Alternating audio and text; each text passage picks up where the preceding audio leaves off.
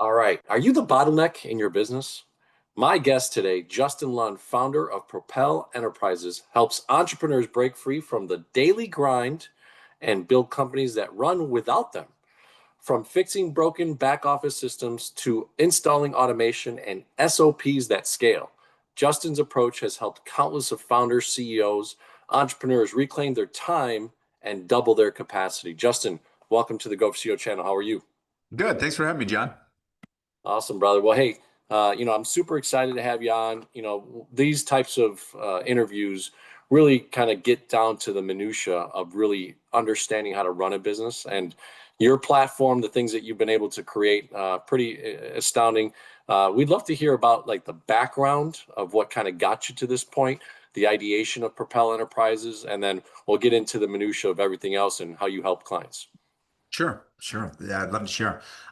So Propel Enterprises, it was really an accident. It came about, I don't know, man, what foray into business endeavors it is for me. It's quite a few deep. But this one was accidental, and it's probably the most fulfilling and enjoyable that I've had of all of them. And it started amidst some litigation that I was involved in a previous business. I had partnerships come in and take a lot of money, millions and millions of dollars off the balance sheet, left me with the tax situation that I had to solve. And so I was kind of compelled to get into litigation. And the irony was, all of that pain that I was in the middle of was a result of me just being real ignorant and like I put up a wall with anything over here in the finances and the taxes. I was like, okay, you're going to handle that, right? And I'll stay over here in business development and relationship management and, all that kind of stuff.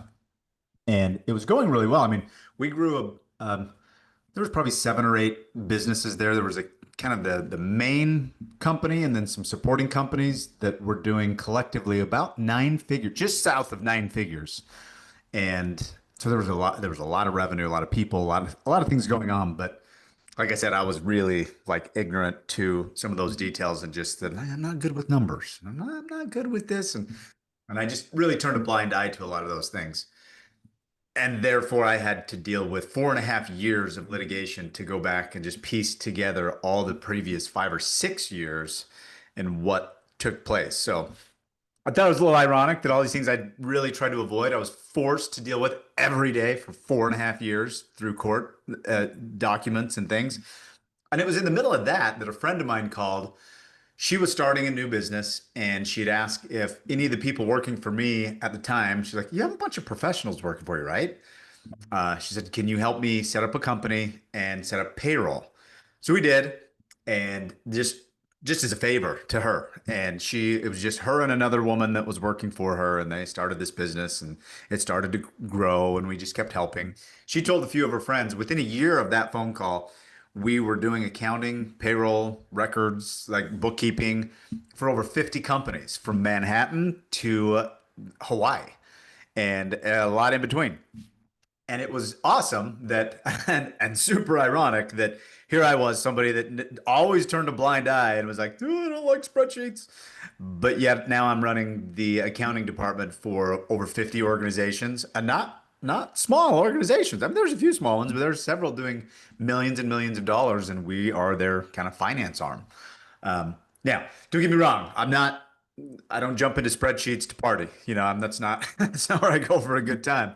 But what became real fulfilling for me throughout that process and how Propel was born, because I mean, we didn't have a website. We didn't, it was a favor. And they called their friends and it just kind of kept growing through referrals. But my satisfaction came from working with those founders. And I began to realize that founders like me, they are more, I guess, artists, they start a business because there is something that they're passionate about. They can bake a really good cookie, or they can sell really well, or there's some unique value proposition they bring into the world that lights them up typically, and that's what gives them the courage to go out and start this business.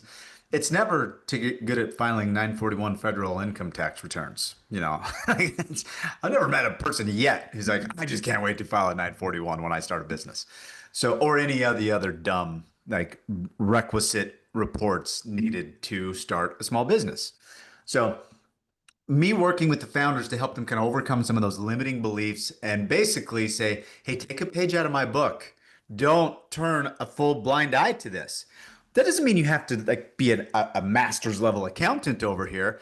Just saying, maybe like once a quarter, let's get together. Let's look at your numbers. Let's try to understand just a little bit more of what these numbers mean and help you learn how to make decisions off of them instead of just a hunch in your gut or logging into your bank account and checking what the balance is, which does not reflect any of the accounts payable or the accounts receivable or the past due receivables or any of those other things, right? Or the balance sheet liability, like all of that. So it became really fulfilling. And just in the last couple of years, I really started to get clear that it was the coaching aspect of these other founders where I really could add value, where I had a lot of experience through a lot of mistakes and a lot of poor choices that allowed me to help others shortcut some of those potential pitfalls. So I love it.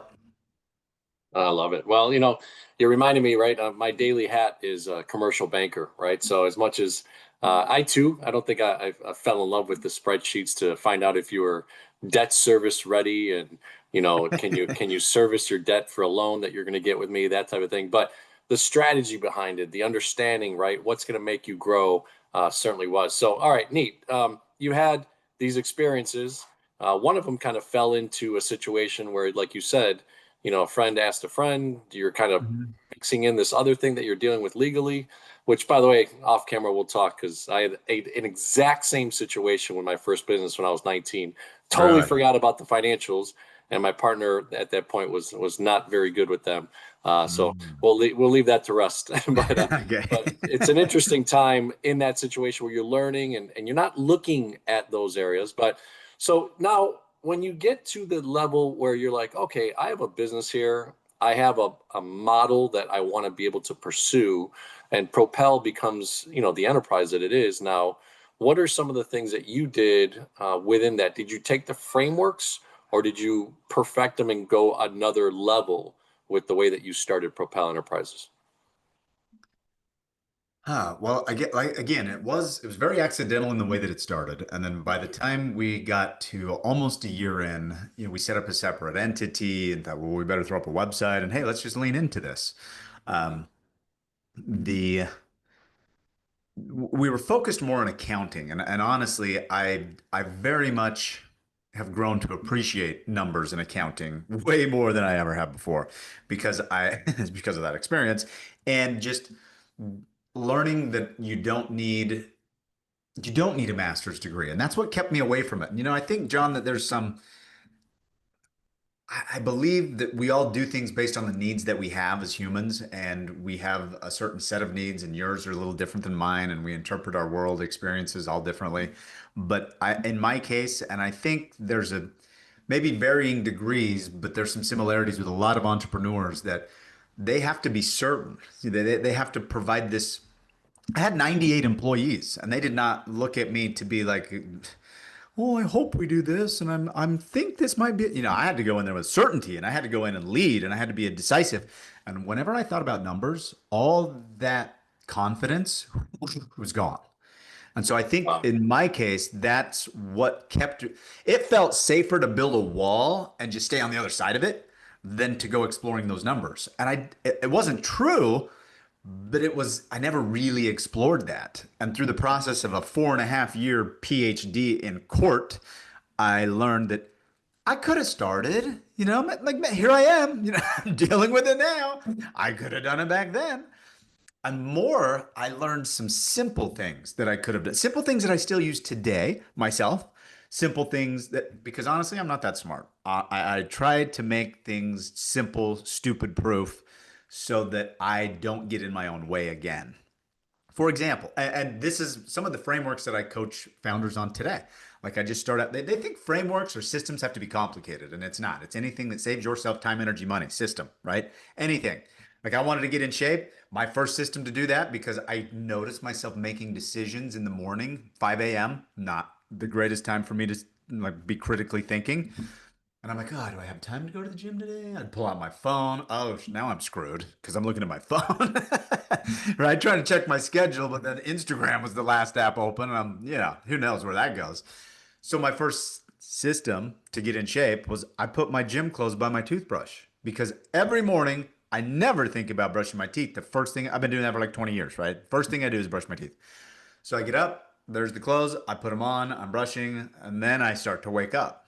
And then my average, like my batting average, so to speak, of getting to the gym after I did that went through it was like 900. It was almost every single day that I went to the gym. And it wasn't always right then. There was oftentimes I would take the gym clothes off, put other clothes on, but then I'd go to the gym later in the evening. But just for some reason, that system saved me making decisions, exhausting mental resources at 5 a.m., or getting down some rabbit hole, and just going way off the rails with something else stupid on my phone. So those systems, I like to keep them simple, and I like to show other founders that, whether you're running a $5 million operation of some sorts, or you're just a startup doing two or $300,000, like a simple systems can start getting you results. So in finance, one of those, which I don't think you'd really call it a finance system, but it is effective. So I will stand behind it. My 1.0 version is today, which is today would be a good, well, maybe not today, but tomorrow, the next day, call your CPA and schedule an appointment once a quarter for the next 12 months. Do not schedule those appointments near March 15th, April 15th, September 15th, or October 15th. Otherwise, schedule the appointments. By doing that and getting them on their calendar and yours, you now have this place to come back to. And so if something comes up next week and you got to call in a month, you can go to your calendar, look for that appointment, and just add that to the notes. Now you have an agenda for that meeting, right? So you just kind of a placeholder. But number two, and often I don't even do that, to be completely honest. One of the examples that I share with some of my clients that was just kind of a fun story is I had a lease on an expedition that we were turning in the next day, literally like tomorrow, right? And with that lease, I've always driven the kids to school, but one kid was late this morning.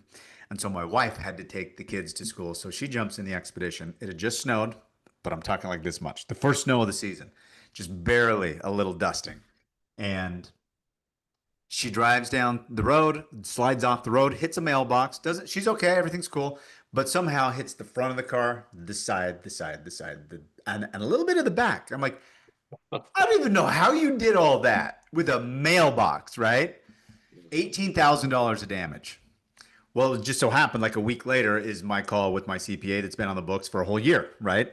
I get on the phone. I'm like, Paul, you're not going to believe this shit. Man, so I always drive the kids to school. She drove this one time, and this is what happened. And he filters this through his lens because he's the CPA that you would expect, like, a little stale, a little dry, not the most bubbly of personalities. And he immediately is like, wait, is that the vehicle that you leased through this the such and such entity? And is that the one that, okay, are you going to get a new one? I'm like, I'm lamenting the whole situation, just complaining to him. And he's looking at it through his lens and he's like, accelerated depreciation ends this year. If you will, this is the end of it for now to get the full thing, go buy a new truck. He starts rattling things off like an auctioneer. And I'm like, whoa, whoa, whoa, whoa, whoa, whoa. I don't understand what you're saying, but I think you're telling me that if I buy a truck this year, it's going to be good for me. He's like, yes, go get one. You got to take delivery before the end of the year. It was almost Thanksgiving, so it was close. So I got off that call, called the dealership, and I'm like, could you give me a truck? Here's kind of what I would go for. And I ended up saving like 40 grand that year in taxes off my tax bill. And if I wouldn't have done that, like if that call wouldn't have been scheduled, I would not have known. I did not need to replace the vehicle. So that I had no sense of urgency to deal with it before that. And I sure as heck didn't know the tax code. That's for darn sure. But because that was in place, it made a difference. I was able to accelerate all the depreciation there. It was able to change my marginal tax rate because everything else came down. So I'm being taxed a lesser amount on all other income. And it saved me a fortune for just a simple phone call. And people think like, yeah, I don't know. I don't really have much to say. Like I had zero things to say to him that day. And that's why I started off just being like, Paul, dude, you're not going to believe what just happened. It turned into a 40,000 plus in my pocket. Like it was awesome. That's awesome. No, and you know what? You said a critical acronym, and I used to say in my beginning, John the Bomb, building others means business for bomb.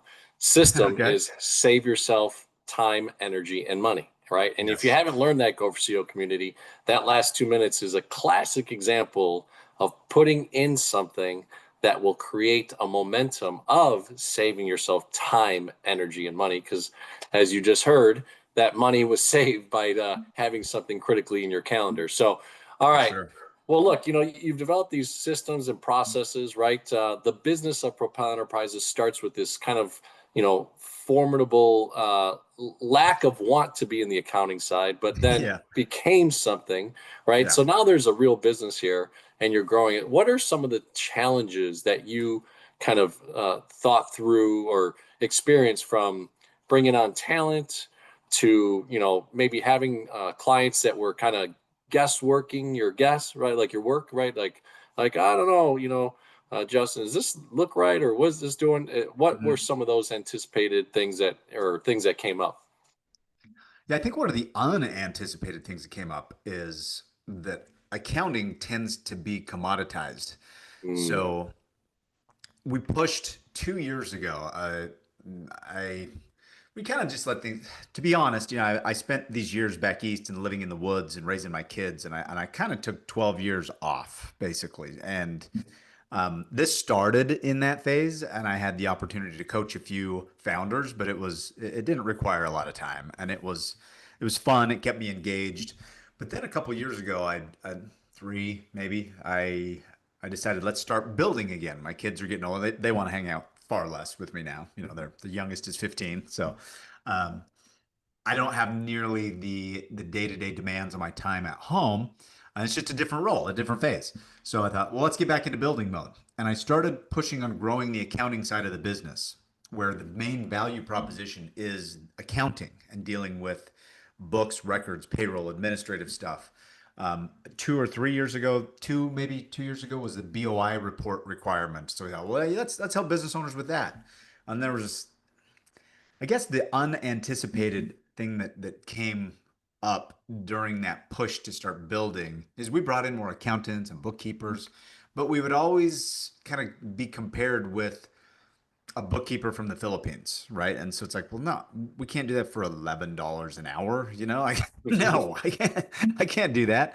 So we kind of separated some of those elements of bookkeeping and administrative stuff with coaching and really like kind of your introduction of me and Propel is really to eliminate the bottlenecks and get your time back. And yes, finance and accounting and admin stuff, that's definitely part of it, but that's where I pulled out my personal frameworks from all of the last 25 years of how I grew an enterprise from a startup bootstrapped to nearly 9 figures. Is I didn't do it because I had all the answers, and I didn't do it because I was the smartest guy in the room, and I didn't do it because I just worked more hours. Like none of those things were true. I was often the mm, dumbest guy in the room, and I tried to work as little as possible because I knew that there was a couple of things that I could do really well. There was a whole bunch of things that I could not do really well. And so I began to learn through some mentoring and coaching myself, people helping me to see this, that I could spend my time over here pulling levers that are like $10 levers, or I could spend my time over here pulling big 10,000 or $100,000 levers. And me taking a 2 day trip to go meet with a potential client and take them to dinner and create a relationship and earn their trust and build a business connection that could bring in $50,000 a week for the next, into the foreseeable future. Whereas me staying at home to try to figure out a little operational nuance that I'm not really good at anyway because it requires building a good spreadsheet with a lot of macros and a lot of, oh man. So all of that, and I learned early on just how to get the focus on my time really being targeted and specific on where it got the most leverage in the business. And so that's what I work with founders on now. So the commoditization of accounting is tough, and I think that's only going to get worse with AI. And hopefully it's better. I hope there's meaning I hope small business owners have a lot more solutions and that AI gets smarter and better at crunching numbers because it's not that good right now. It hallucinates too much, and it kind of screws up things. So be wary today of total AI based solutions. You still need human oversight 100%, I'd say. Um, but maybe that'll get better. And then my focus is if I can work with founders and show them how to cover that base, so to speak, like how to have some systems and practices in place, like that silly little, checking with your CPA once a quarter. It's a basic, simple framework, but it gives you a trajectory. It gives these founders a direction to get better, save money on taxes. Most people don't think about their taxes until February, March. And then there's zero things you can do about your taxes in February and March. Zero, literally none. But if you start thinking about it in October, you have the opportunity to really move the needle because you've got over three-fourths of the year is done. You kind of know the direction of what your year is going to look like. You can start forecasting with some pretty good accuracy. So if you make some moves to optimize your tax situation for 2025 now and over the next 6-7 weeks, you're going to be in a lot better shape. Or you just go into it like blind, like I did with all those years in my business, and you get screwed because taxes is the biggest bill you're ever going to pay. And there's better ways to deal with it. And if you need equipment and material, maybe I think accelerated depreciation, there's some new rules with that back on the books now. So a lot of things that if you're going to do them and you plan strategically, but again, this seems overwhelming, right? A lot of people are like, oh yeah, that all just feels like, and that's why I say just to call in with your CPA. Like that's the first place to start, and you'll be better off for sure. No, that mindset is truly a game changer. And I talk about in my hat that I wear on a daily basis as a commercial banker. It's good to have a great accountant, a great attorney, and a great banker, in my Yeah, opinion, to be at the table with you as a business owner. So Go4CEO community, let's keep on teaching that, right? Have the right team around you. Have a guy sure. like Justin and Propel Enterprises around you so that you can start thinking in October what you don't want to start thinking in February or March of. Yeah. But you also need that CPA, right? I know mine.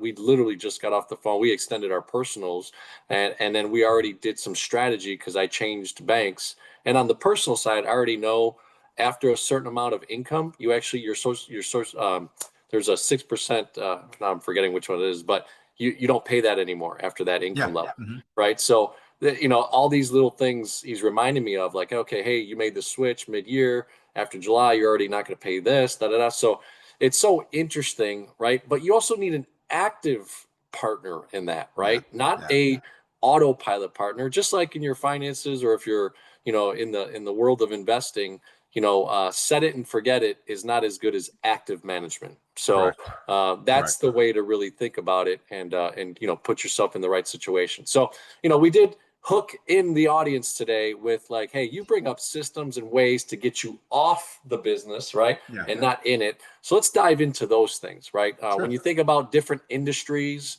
where are you suited best with Propel Enterprises to work with when you're thinking about, hey, you've been working too much in the business, John.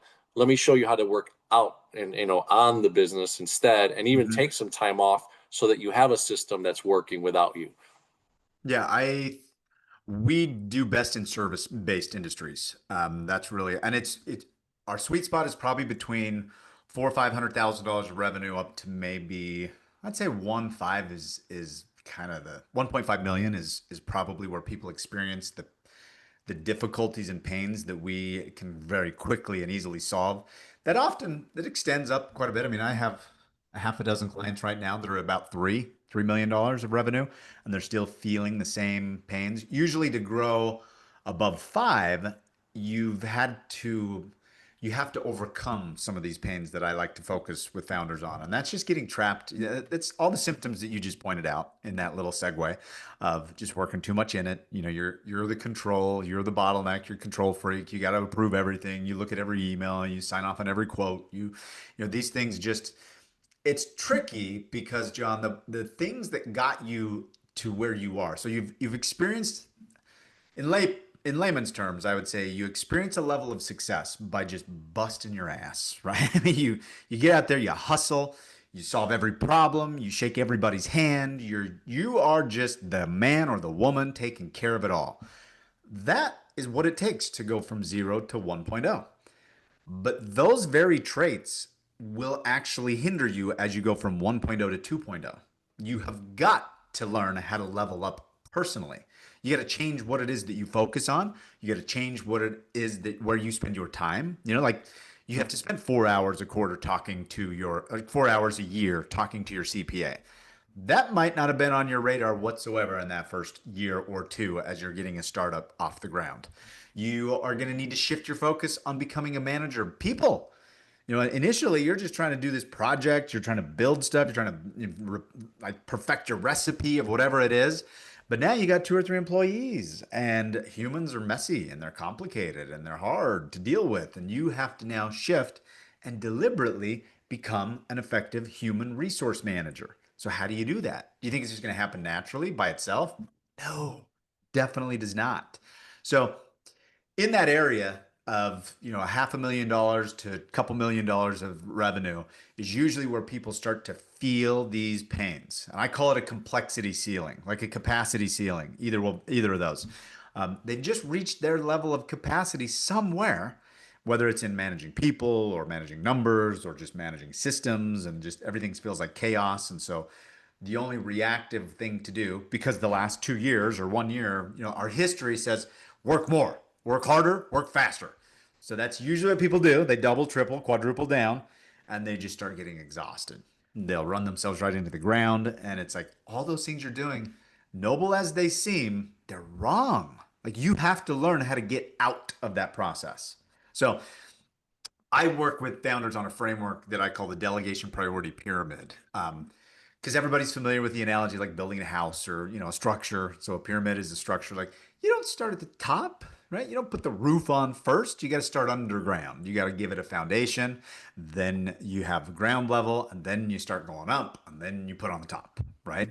So that bottom level is administrative duties, and a lot of people jump to the top. The top level of the pyramid is leadership. So imagine this. You've got a founder who started a business and they're doing X, Y, or Z. It's that cookie baker, right? They're baking cookies, they grow, they add two or three, four employees. There's a lot of chaos going on. They can't get out of the control, they can't let go. They're controlling everything. They're so taxed and they're running themselves into the ground.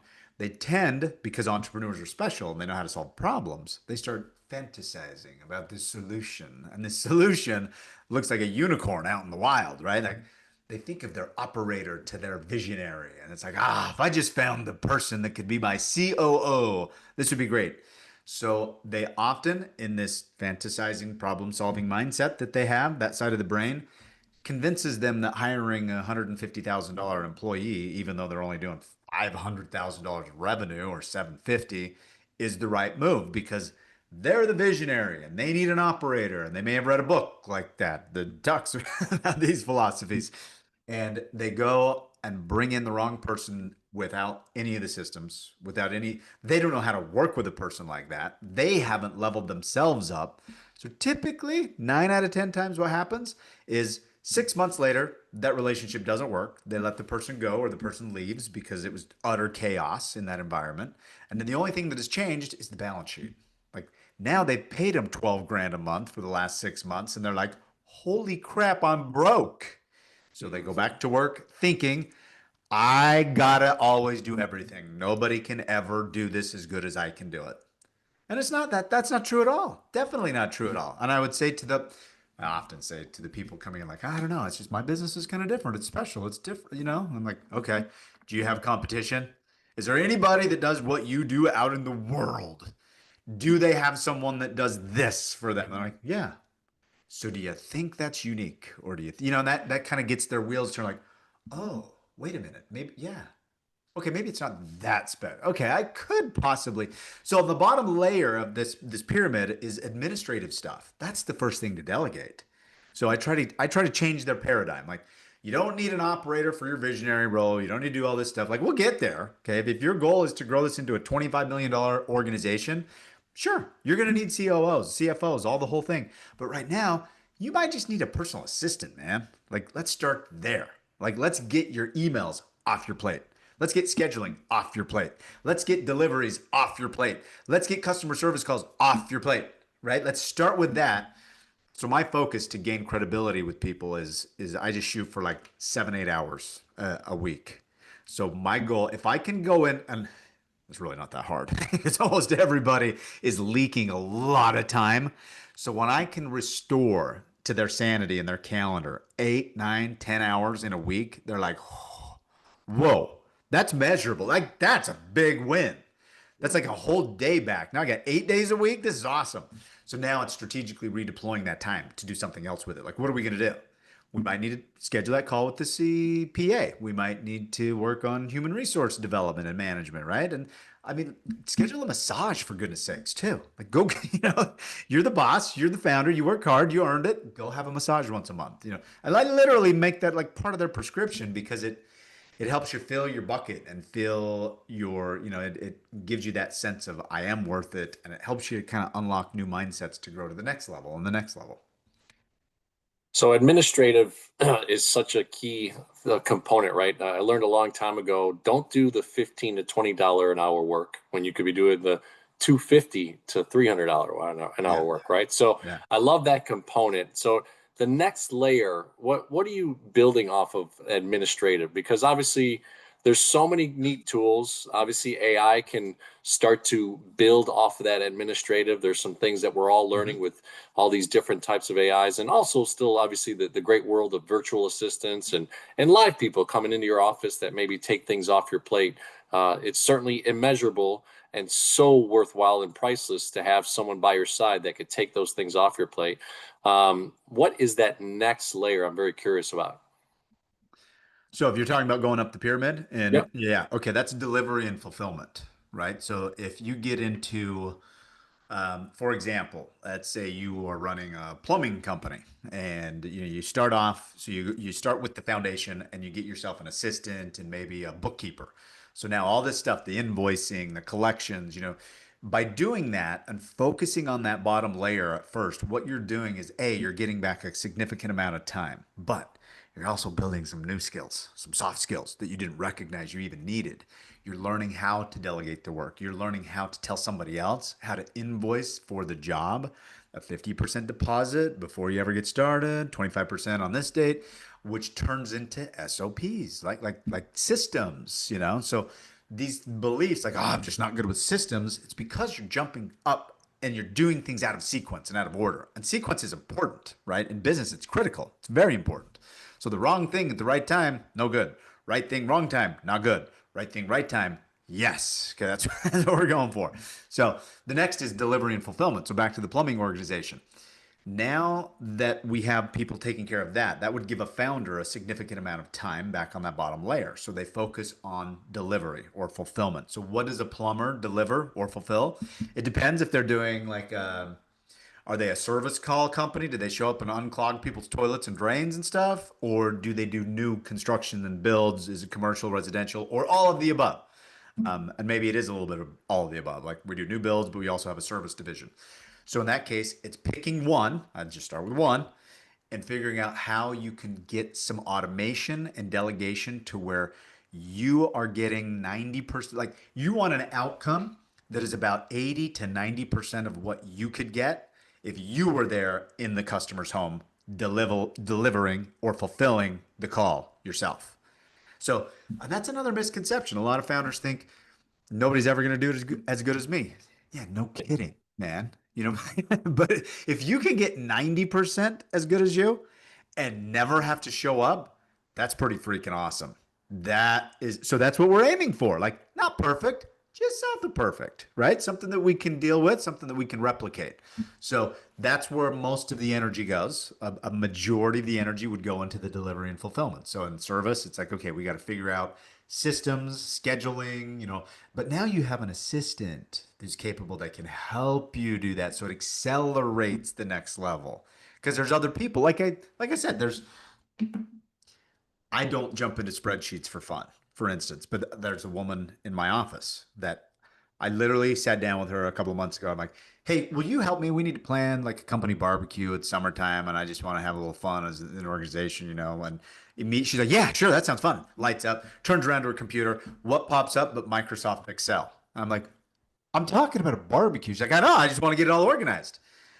And to me, that's like a different language, right? I don't even understand it.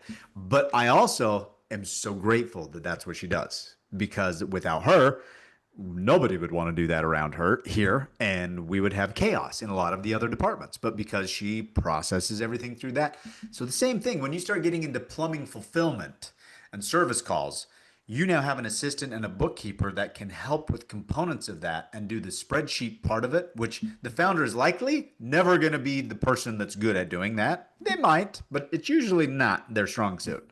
But now you have a couple people up to speed who can help. And now you optimize and kind of hone in the delivery and fulfillment. So now these calls can come in. There's a system for them coming in. Maybe it's a new software, a platform, a tool, a CRM, a scheduling device, a billing system, a ticketing system, and an invoicing system, all plugged in. So now that gets optimized to where the owner doesn't need to spend 8, 9, 12 hours a day figuring out why is service calls getting just jacked every time they come in. It doesn't go right. To now we move up. We've solved that one. It's interesting. I've done this podcast 3 to 5 years. I've been a commercial banker for a long time. I've owned my own business, sold it in '09, became a banker, but I'm giddy right now. Go4CEO community. I'm literally giddy because I literally talk about this on a daily basis with my clients, right? Yeah. And my clients are 5 million to 150 million in revenue, but I worked up to that, right? I didn't get into Yeah. banking straight into that atmosphere. So I mostly was in your target market between Yeah. 250 and like 1.5. And I cannot tell you how many times my blinds guy in my house, I've asked him, why aren't you growing? Oh, Yeah. John, people don't do installments like I do.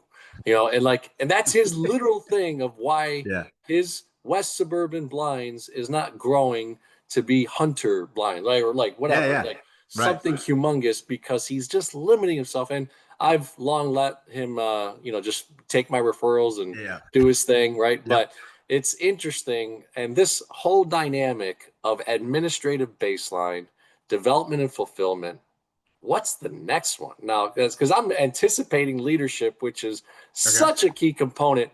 But what is that next layer in between that then? The next one's opportunities, marketing. Okay. Okay. So you don't want to delegate marketing ahead of any of these others. You don't want to try. Now, that doesn't mean that you're not focusing on getting opportunities. Obviously, opportunities are the lifeblood, but the owner and this pyramid is designed in a way to give some scale so that as you go up a level, things get a little more complex and they're maybe a little more challenging to just to let go of or to have somebody do as good as you sort of thing. So marketing is the next one because it's more important. So you don't want to jump in, start up, be like, okay, I'm going to be the plumber, but I'm going to hire an agency to do the marketing. How many times, if you have the experience with this target market, how many times have you talked to somebody who's like, these damn agencies, I paid them 20 grand and they didn't do an effing thing, like I've heard that so many times. And it's like, you haven't even begun to look at the admin side and you hired an agency for 25 grand a month. Like, come on. You can't lead them. You don't know what to tell them. You don't know how to keep them accountable. You don't know how to have a system in place for management of these agencies. So whether it's an agency, hiring somebody in-house, but that's the next area of focus. And it's interesting, right? Because I know I've read books. I've also, put my own thoughts and theory behind supply and demand, right? So Yeah. demand is that marketing side, right? So when you get to a level where you've taken yourself off the administrative, you've kind of perfected and seen some fulfillment and development, SOPs and started to develop Mm-hmm. that.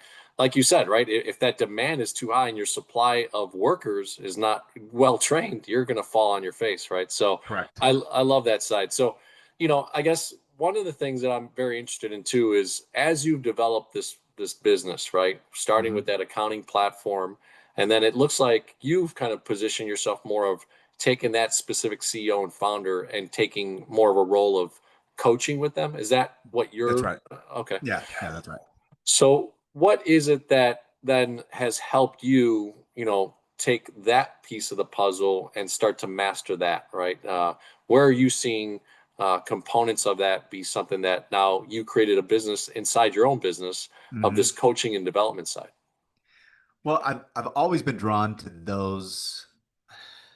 that thought process, even as a kid. I mean, my brother brought in Anthony Robbins tapes when it was Personal Power back in 1990 something. I don't know. Four. And Yeah. it was a big tape set, like this big. And I listened to him at like 8 years old. And I just thought it was awesome. This guy's going nuts and he's flying his helicopter into his own events. I was like, whoa, that seems really cool. So those ideas have always been intriguing and interesting to me. And throughout all of my life, I've always had a book that I'm reading that's in that vein, from Zig Ziglar to Tony Robbins to some a little more spiritual, some a little more business tactical, some a little more sales and motivational, but always in that kind of self-development arena. So I just love talking about this stuff. That's one thing. The other, I guess, is really I'm seeing that without the mindset and without the people recognize people, the founders, the leaders of these organizations, without them working on themselves, it doesn't matter what systems you put in place. They'll sabotage it, they'll undermine it, they'll break it. We all have like this thermostat, John. It's like our home, right? And like I just changed mine because it's getting colder, and I just changed my thermostat at home because my wife's like, it's kind of chilly in here. So I adjusted where the cooler kicks on and the heater kicks on. And so there's this range right here. And in that range, everybody in the house is happy. When it goes below this, people are like, brr. Right? When it's above this, it's like, what's going on? So right here is the happy place. And we create these habits mentally, and emotionally. We kind of get stuck in our own thermostat block, and it's just such a fulfilling thing to help people see that block, and then to break out of it and really turn it kind of like this. It's like taking the floor, and that floor now becomes the new ceiling. The ceiling becomes a new floor, and Yeah. they level up and they go from 2.0, where it's like they'll never go back below that. Now, I'll be honest, I think businesses are always going to be, I was about to say broken, there's always an issue, but I don't know if broken is the right word. There's always something to solve. There's always a puzzle somewhere, because if it wasn't for people, I think business would be a lot easier, but you have to sell to people. You have to get employees to work for you. You have to, you've got all these things, and it's just all people based, and people have bad days. And so there's complexity there. There's difficulty that you have to deal with. But it gives a really good kind of like proving ground to become, it's like a self-development school. You can really work on yourself, and you can look at it through that lens and get a lot more fulfillment from it, in my mind, in my opinion. So I really love that part of it. And I've had all these experiences over the years, good and bad. A company that did nearly $100 million a year, to losing it all, to exiting other companies, and I've been at the top, and I've been smashed quickly back to the bottom, and I've recognized some of the common threads there. So I feel right now that, like, why I do this is I feel truly like it's calling. Like there's a reason that I went through all of this. And if my goal now, and I just talked about this with our team here just in the last 2 weeks, like I've got a new goal. It's to reach 50,000 businesses. Because I've been doing the coaching for a few years, and I love it. I love the impact that I have one-to-one. But I'm like, man, we only have like 10 clients in a year. That's not very much. So if we do books and records for much more, but I want to impact more people, because if somebody can hear this story and think, I've been avoiding my numbers too, and they just set up a call once a quarter with their CPA, I know that in 6 to 12 months, they are going to be so much better off. And if they'll just follow that simple system. So I want to get 50,000 business owners following me on Instagram or LinkedIn or something, just to have an impact and say, take a page out of my book. You don't have to get kicked in the face as hard as I did to learn the same lesson that I did. I love it. I mean, I'll shamelessly plug my book, The 4A Formula, just came out in October. Go Oh, search it nice. if you haven't checked it out.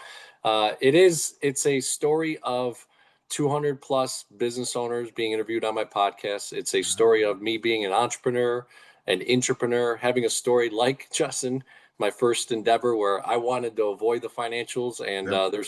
there's some heartache that came with the IRS on that scenario. But then there was a triumph in 2009 where I, exited my business. I got married, Yeah. and then I became a banker. So I always joke around. I went from entrepreneur to banker, and then I've always had entrepreneurial heart, as I put on my LinkedIn. But Yeah. what a cool spirit, what a cool mindset, what a cool vision, and the millions and millions and millions of businesses, especially in America, let alone the world, Yeah. to have a chunk of 50,000 is a formidable goal. And what a cool thing. And hopefully we can do that even through this podcast and through some of the other Yeah. ones Awesome.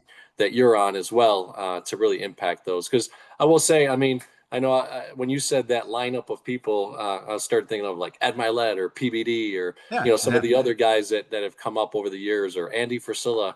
Yep. I mean, it's that genre. And it's so funny. Some people are like, oh, you like those guru guys. Like, you know what?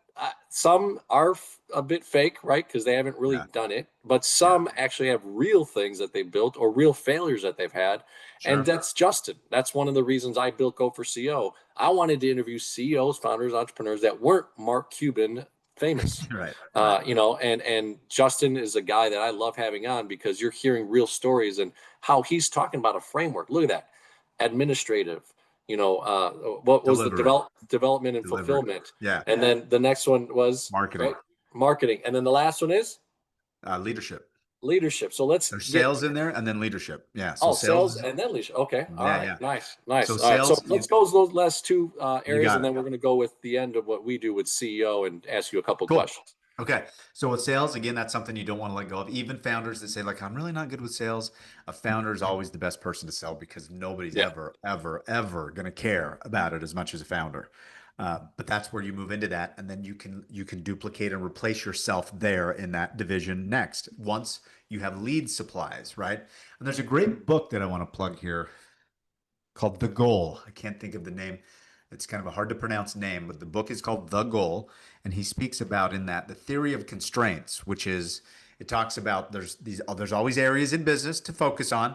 And if your problem is in sales, don't go focus in customer service, right? Like if you're building cars in a factory and you do 4 sets of wheels every day, 4 engines every day, but only 1 chassis, put all your energy as the founder into the chassis department because the wheels and the engines they're doing 4. But if the chassis go to 6, then you shift your focus. So you're always kind of doing this round robin thing, jumping around different things. And that's kind of part of I have sort of a round robin flywheel with the freedom flywheel that I work with founders too, where it's delegation, systems, and mindset. Like there's just 3 areas that we just keep going through as I work with people because they've got to learn these skills. They've got to level up in the pyramid. The last point of that pyramid is leadership. So if you want to grow an organization to where you become truly the owner and not an operator, then you're going to need to bring in leaders. But when you need to do that at the top, at the end, after you've built up to that, and you've got to go through those levels at the right sequence because it's going to teach you skills each time. When you try to figure out how to create leads so that all your business doesn't just come through referrals when you're in the marketing section, you're going to learn a bunch of crap. You're going to realize that, well, I didn't realize there was this much competition. I didn't realize there was this. I didn't realize that. And then you learn and you go up. How can I bring in salespeople to do not all that I could do, but maybe 80% or 90% of what I could do on the phones or out in the field. But now think of this. You're at the top. You're focused on C-level kind of leadership. Now you've got a business that's bringing in revenue and income. It's paying leaders, it's paying salespeople, it's paying for leads and marketing, it's paying for administrative and back office support. You can now run it as an owner. Your presence is not required for the business.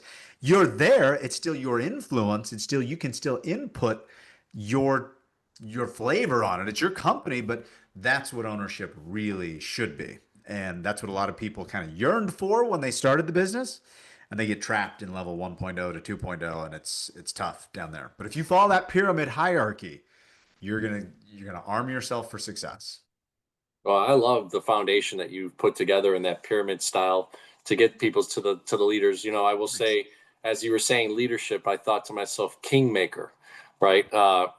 When you become the kingmaker at the leadership position, you can set yourself up with a C-suite. You can set yourself up with, Yeah. direct reports to those C-suite. You can set yourself up with a great administrator, and then the culture is being built that whole time to just engine Yes. proof that. So Yes. really, really cool stuff. So as we finish up our interviews, we always like to go through CEO. So C is Okay. for client experience, and this will be Propel Enterprises, your coaching within Propel, Okay. what that experience looks like. E is engagement. I love that you talked about that you worked with one of your gals to set up a party and a barbecue, these type of things. So that's engagement type things. And then O is operational excellence. We'll talk about AI or some other things that you have fully Okay. implemented that you like. So from a client experience, value proposition, Propel Enterprises, people look you up, they reach you, and they reach your business. What are they expecting as a client experience? The main thing that my mantra and what we do for people is really get them unstuck. And that's kind of broad and messy, but a lot of no, every one of the clients that we work with feels a sense of just stuckness. It's like I can't do this. I always have to do this.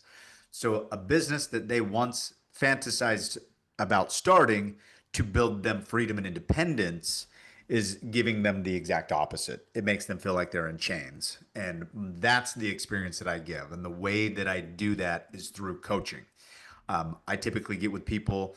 There's different levels and things that I can do, but I work with people on a weekly basis, so there's a little bit of a rhythm and expectations that we get into that I can go through our freedom flywheel method, which is my approach to cycling through these three core areas of systems, of delegating effectively, and a mindset to back it up, and then move to the next level of building new systems. And again, you can think of that pyramid as kind of like the guide to the levels. Um, but system, mindset, delegation, we've got to go through each of those three to effectively go into the next. Because a system without the right mindset, you stay right back in this thermostat zone, right? So that's the flywheel method to ensure that we can start to achieve a level of freedom. And again, the main goal is time. My first win, that I can give. I guess it starts with this premise, John. I don't think that I could run your business better than you.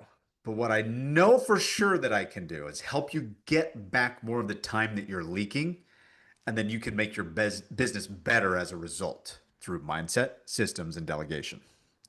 I guarantee it 100% of the time. I can do that every time. Well, those of you that contact them will experience unstuck, right? I Yeah. love that. I love that. Yeah. So, all right. So E is for engagement. You mentioned real quick, you maybe do some barbecues with your team. What are you doing with vendors? What are you doing with clients? Is there anything that you do retreats? Like, not everybody does these things, but I'd love to hear. And we're always interested in like, how do people engage with Justin and your leadership style? Like, what do you like to do to keep people cultured and engaged? Yeah, that's a great question. I love that. I love to be face to face every time that I can. And so if there's somebody, whether it's a vendor, whether it's I have one of our VAs works offshore somewhere over in Europe, and we're sending him. I don't have it here, like a Yeti mug and things with engraved name on it. Like I just like doing things like that to make them feel like our team part of the culture. Um, and so it's gonna, I mean, it'll cost 10 times what the mug actually costs to get it there, just to ship it where it is. But that'll be something that we like to do that just as a sense of team and a camaraderie, So the same mug is sitting on everybody's desk and the same water bottles and the same that kind of stuff. And then we have regular things that we do like holiday parties and Christmas and year end and those kind of things as a team. And with vendors and clients, whenever possible, I like to get together face to face. And if it makes sense for the relationship and for the clientele, we can't go out and meet with everybody that we work with, but anytime that we can, or anytime we're in those areas, that face-to-face handshake connection is just invaluable. We are humans and social creatures, even guys like me that are a little bit reclusive and quiet, and I'm just as happy to be alone in the woods by myself. But making that connection with people face to face is that's how I really like to engage because I know it gets me invested, it gets my team invested, it gets them invested with us, and it's like when we know that we're all just people dealing with people, a lot of the BS, the noise, or the complaints and the grumbling just it naturally goes away. Just naturally. It's like there's a saying from it's an old quote that says, "The blossom vanishes of itself as the fruit appears." and so does the lower self vanish as the divine grows within you. And I think of that because it's like as I focus on building relationships or engagement with team or engagement with clients or engagement with vendors, a lot of the little petty silly things that could keep us kind of distracted, it just goes away because we have a connection that's real. We have a connection that's more than just a transactional sort of connection. Nate, Nate. Well, I love that. I mean, I think there's such power in that middle step of E for engagement. Because you Yeah. duly noted it. We're all human beings, right? Yeah. And everybody's going to have a different style. I've had CEOs on the podcast say, "Hey, I'll figure out what this person likes. Maybe they're a fisherman, or that person's a golfer, or this person's a likes to shoot guns, or these Yeah. little things that are, or they're a big aficionado of Mexican food, or whatever that it Yeah. may Yeah. be." It's such a neat part to keep, and I wonder where you'd stack that in your pyramid engagement. Well, I'll just give you a total impromptu question there. Yeah.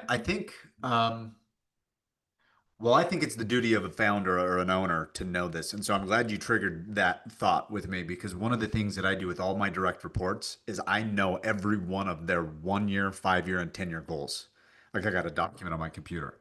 So I know that when we're doing something that's in line with one of those, or if we hit a certain milestone, I may help to reward them or maybe incentivize them and encourage them to do a little bit more of something or less of another thing to hit this goal. And for example, one of the guys wants to pay off some student debt. And so the last raise that he got, my incentive to him was, I'm going to give you this raise. And what I'd like to do, because I know it's important for you to get out of debt, is I'd like to set it up with our payroll department that 25% of it goes directly to your student loans and it like never even hits you. You don't pay an income tax on it. It's just, it's out the door. And then 75% is just added to your paycheck. And he was like, yes. So that kind of an engagement, I noticed, and I'll be honest, I'll notice from the previous raise that he had that zero went to his debt because I do quarterly check-ins at least, if not more often, with my DRIs, my direct responsible reporting individuals. And I ask about student loan debt and where the balance was. And then 6 months later, I'm like, so how's the student debt going? He's like, oh, not that good. I didn't do anything. So that makes him feel a little less confident, a little less confident with his marriage, less confident in his job. As a human, it makes you feel less confident. Now, how can I help? Well, he's doing a great job at work. I want to give him a raise. If I can give him a raise and I can tie that to one of the things that's important to him, which is also undermining some of his confidence because he's just feeling tight, like he can't make those changes. Now, for the last 5 months or so, he's been getting $100 a month just auto going to his student loans to get paid off. Now he's got a little more spring in his step. So I would say to any other leaders out there, find out what's important to your people. And one of my coaches told me, like, you need to have a dream big enough that's like this so that all your people's dreams fit inside of that. Because if they feel like your dream is big enough that their dream can be accomplished through your dream, they'll stay with you, they'll fight with you, they will work hard for you. But as soon as they feel like, oh, you're a small thinker and my dream is going to go that way, like they're out. They're looking for something else. So I think it's critical to know what your employees' dreams are, and maybe not every one of them. I did an interview with a guy just the other day, and he said that one of the two biggest things he'd exited 12 different companies. I was at a business show and I was just grabbing random people and I was asking him, what's the thing that what's the number one thing? And he said that empowering people to run the company like they owned it was one of them.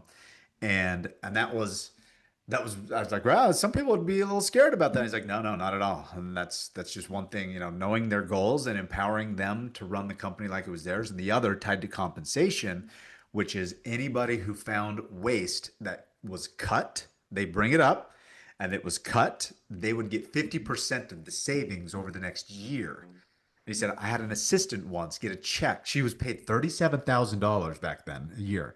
She got a check for 120 grand because of the savings over the next 12 months.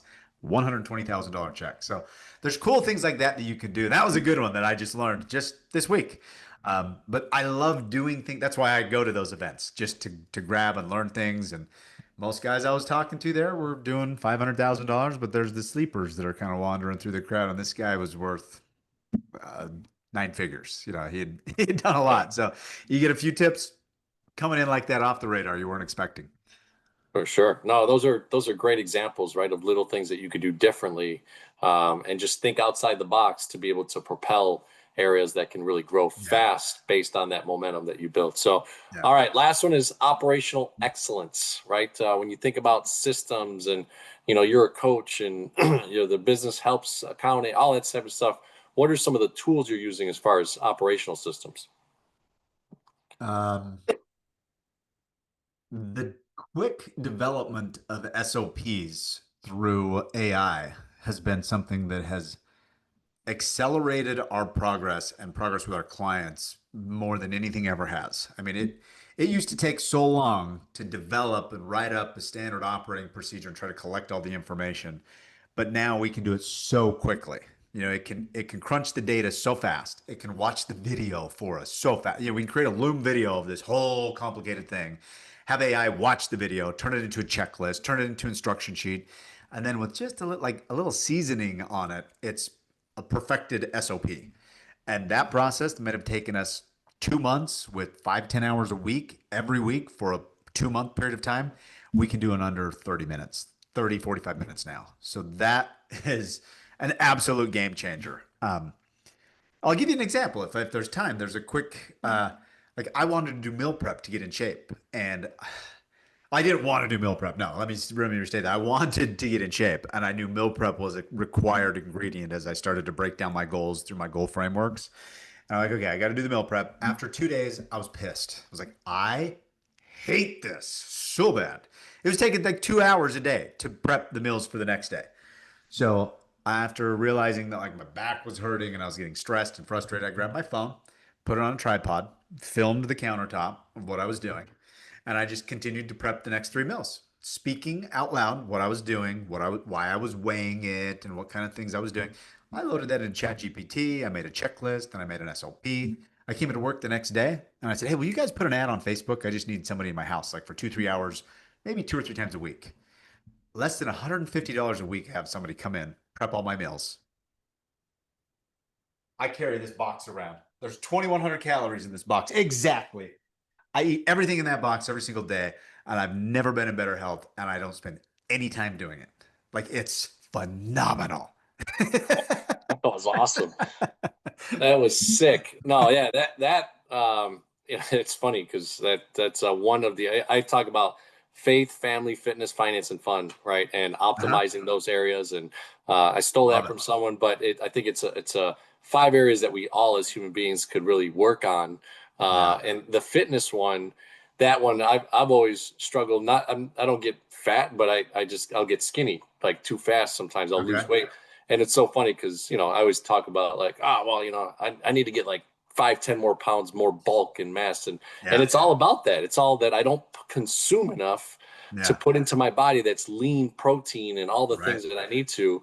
But Yep. like you said, it's a total beach right, to go through that process stuff. Oh, But that's where, again, what a great lesson. You've paid someone $150, which if you break it down, maybe it's 25, $30 an hour, right?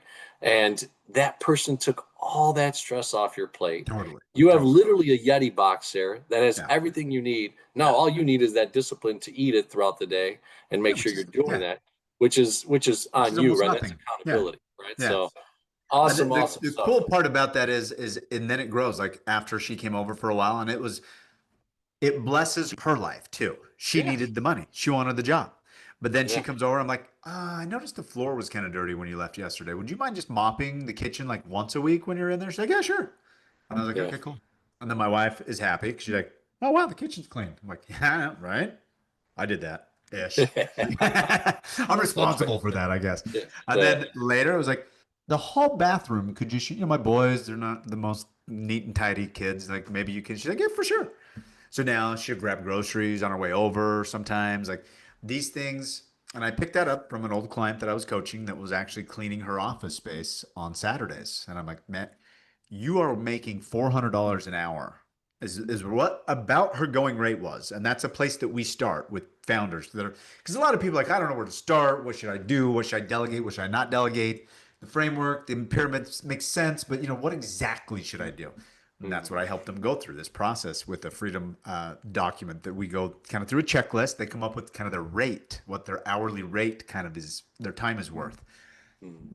Based on that, it's like anything that's below a certain level, it's selfish and stupid. Like you're screwing your team if you're spending time cleaning the office because Mm. there's somebody in town that would love the income, probably clean better than you. And then when you come into the office on Monday, you're like, this is nice. It feels good and it doesn't cost you very much money. And if you spend that time, 2 hours doing something like that's $800. If somebody else cleans the office for $20 an hour for 2 hours, that's $40.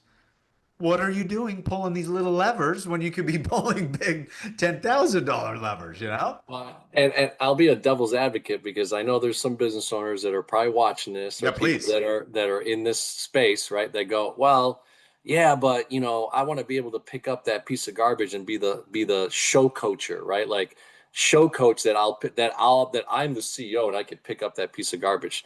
That's not what we're talking about here, ladies and gentlemen. All right. No. Justin is talking about creating systems so that you relieve yourself of that time, energy, and space, right? Of that Yeah. burden, right? Burdens. By Yes. you being a CEO, walking through your factory and picking up that piece of paper and showing someone that you put in the garbage, and you're not, too cool to do that. That's a mindset. That's a culture side. That's For different. sure. So For I sure. just wanted to clarify that because I feel like somebody would watch what you just shared there and be I'm like, oh, glad well, you what did. about this? So, I'm very glad you did because that's so much different than that CEO coming into the factory on Saturday when nobody's there and being like, I got to clean up after all these guys. Mother, you know, getting yeah, frustrated. exactly.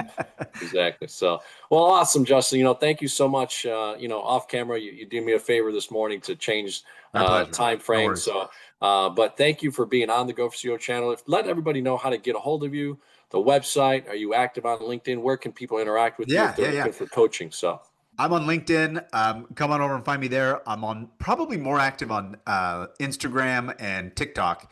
So if there's anything here that resonated, and in fact, I have some of these frameworks that are just Google Docs that my team uses. So if there's anything about, finding a good CPA, if that's something that you need, if there's, trying to figure out what is your time worth, where should you start? I have the freedom document. Like just come over there and shoot me the word CEO. I'll know it came from this show and let me know. I'm happy to share anything that I have there on Instagram.